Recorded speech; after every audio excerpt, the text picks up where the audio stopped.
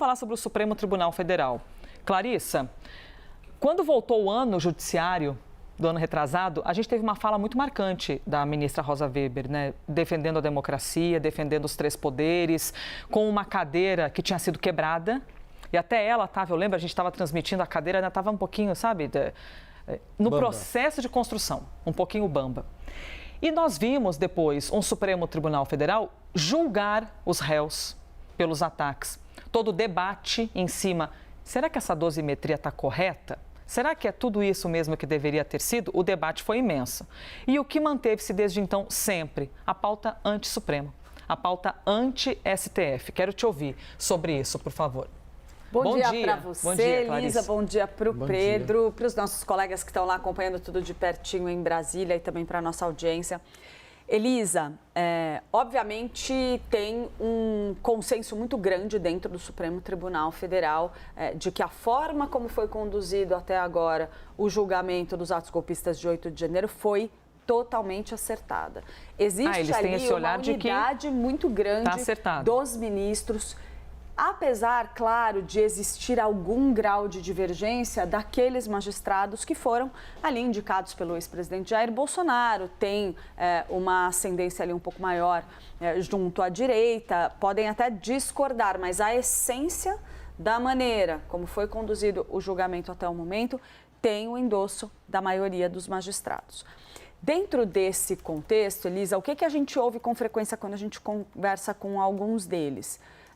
Que sim, essa pauta anti-STF, que dominou principalmente o Congresso Nacional, puxado por um conservadorismo muito forte que a gente tem atualmente na nossa base parlamentar, esse clima crítico em relação ao Supremo Tribunal Federal persiste e não vai se dissipar tão cedo na avaliação dos magistrados com quem eu conversei, porque eles entendem que enquanto, por exemplo, esse julgamento estiver em andamento, vai sempre servir ali, de uma certa forma, como uma faísca, algum combustível para que os parlamentares que são ali mais alinhados ao ex-presidente Jair Bolsonaro, e aí eu faço uma ressalva, entre esses parlamentares, aqueles que têm ali alguma afinidade maior com essa agenda anti-STF e a crítica a forma como foram reprimidos os atos golpistas de 8 de janeiro, porque infelizmente a gente tem ainda parlamentares que minimizam a gravidade desses atos e a afronta à democracia.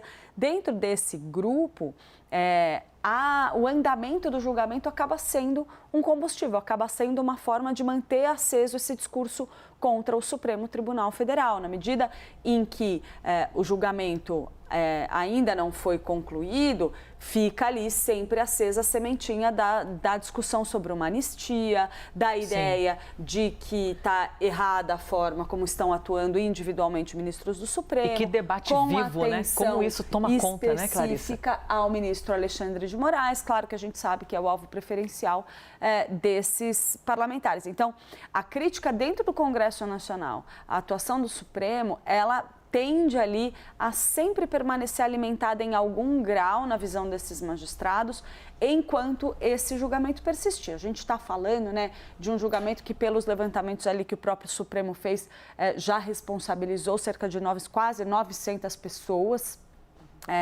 Acho que o Pedro vai trazer mais detalhes dessas informações para a gente, mais números sobre em que pé está o julgamento do 8 de janeiro, mas a gente sabe, é algo sem precedentes aqui no Brasil. A nossa justiça está tendo que lidar com um julgamento que teve mais de 3 mil pessoas envolvidas. Sim, e a quantidade de presos então, chegando dentro de ônibus, lembra? Era assim, uma coisa astronômica. Então, observar ali a forma como isso está sendo conduzido pelo Supremo é um ponto de atenção importante que acaba, claro, chamando também, servindo de chamariz para esses críticos do Supremo Tribunal Federal. Agora, passado para além disso, né, Elisa, o que os ministros entendem, com os quais eu falo entendem, é que houve um sucesso muito grande até agora no andamento desse julgamento.